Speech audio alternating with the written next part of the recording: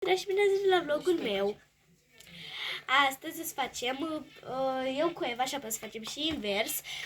Astăzi este alături de Eva și cu Ștefi, care noi, Eva, că nu știu să explic, care Ștefi ne va pune prima eu să fiu eu cu niște Eva. întrebări. Și ne va trebui să facem cu mâinile. Ochii închiși. De exemplu, cine cheltuie mai mult? Dacă eu cred că cheltuie eu mai mult, o să arăt așa.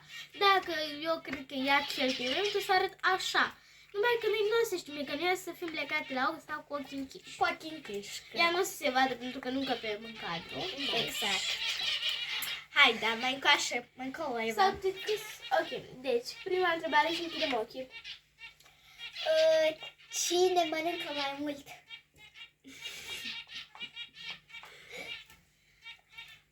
Așa, a doua întrebare. Cui îi plac mai mult animalele? Cine e mai desortonată? Adu, ia. Tu. Ia. Tu. Dar nu mai spunem, că după știm. Așa, haide. Stai să mă mai gândesc. Cine are grijă de curte mai mult? A tras pe mine? Comor, dacă ne-a arătat. Care e mai copilaroasă? Ambele. Nu știu. Dar nu mai spune. Așa, mai departe. Care mănâncă mai multe dulciuri? A tras pe mine. Hai, mai bine. Dar mai spune. Care e mai rebelă?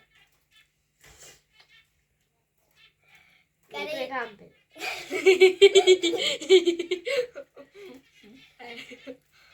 Care e mai enervantă? Ia. Mai gata, nu-i spune. Așa. Lui care îi place mai mult Crăciunul? Care e mai plimbăreață?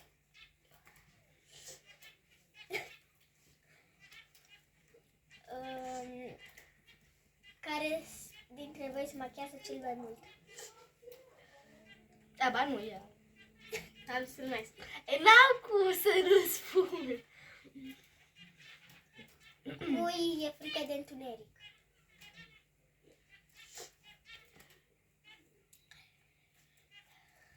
Nu mai știu. Haide, acum gata. Hai, acum tu cu mine. Apoi... Ia cu mine.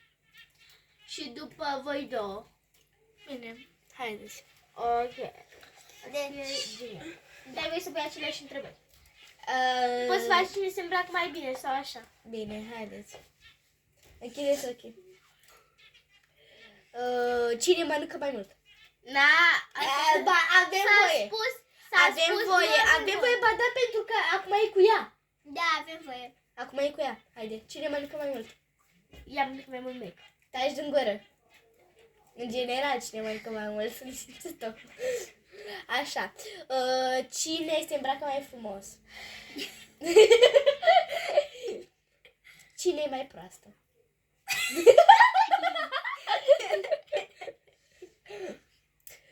Cine mănâncă mai multe dulciuri? Cine... este să mă gândesc. Cine rămâne repetent anul ăsta care trece? Nu știu cât face 6 plus 4. Cât face 6 plus 4? Da. Cât face? Poți să deschizi 2 minute ochii. Zi, cât face 6 plus 4? Au, are cu capul, cu Olivia. Mamă, Eu te-am spus că nu știe. Cât face 7 plus 3? Ok, hai mai departe. Cine se supără mai repede? Adu ea. Taci în care ne vezi. Ea se supără. Dar ai voie să zici, că apoi își dă seama. Ok. Ba da, avem. Nu avem voie, într-un fel. Dar nu trebuie să o atinge, vă, pe bune, că așa mi-a făcut și mie. Cine are mai frumos în casă?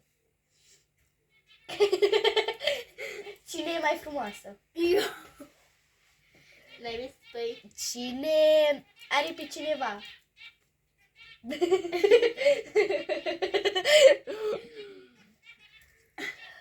Cine vorbește mai mult? Cine e mai copilăroasă? Cine îi place cel mai mult să-și facă păr? Să-și împletească. Hai că și poți tu e Da, părul pot. tău. Cine îi place mai mult să se joace cu păpuși? Așa. Evo, stai că mă mănâncă sub ochi. cine e mai proastă de fel?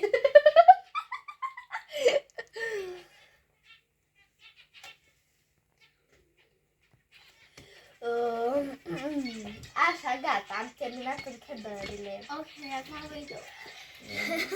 Hai, Asta este. Dar câte întrebări ai pus? am pus. Punem 10. Dar putem să ținem și ochii deschiși? Nu. Nu, n-avem voie cu ochii Punem deschiși. 7. Dar putem să zicem. Nu, n-avem voie să zicem înainte. Deci punem 7. Pun 7 întrebări. Deci prima dată. Cine se îmbracă mai bine? Cine se îmbracă... Nu. Cine are părul mai lung? Andreea. Ea are păr mai lung. Așa. Bun, lăsați mâinile jos. Așa. Cine mai mănâncă mai multe dulciuri? Cine are unghiile mai mari? Aflați pe mine. Îi place negru. Deci cât am pus până acum 4, mai am de pus 3. Așa, hai. Cui îi place să fac TikTok-uri mai mult. Așa. Mai am de pus 2 și asta nu știu. Hai, da. Cui îi place mai mult muzica? Cui îi place mai mult să danseze? Gata, deci asta au fost întrebările de la mine din partea mea. Deci acum cam asta a fost videoclipul. Vă las și Andreea să spună. Hai, vorbește. Deci asta a fost... Vorbește! Vorbește! Deci ăsta a fost challenge-ul. Acum asta a fost challenge-ul. Ne vedem data viitoare și vă urăm Vă urmăm o zi frumoasă. Pa!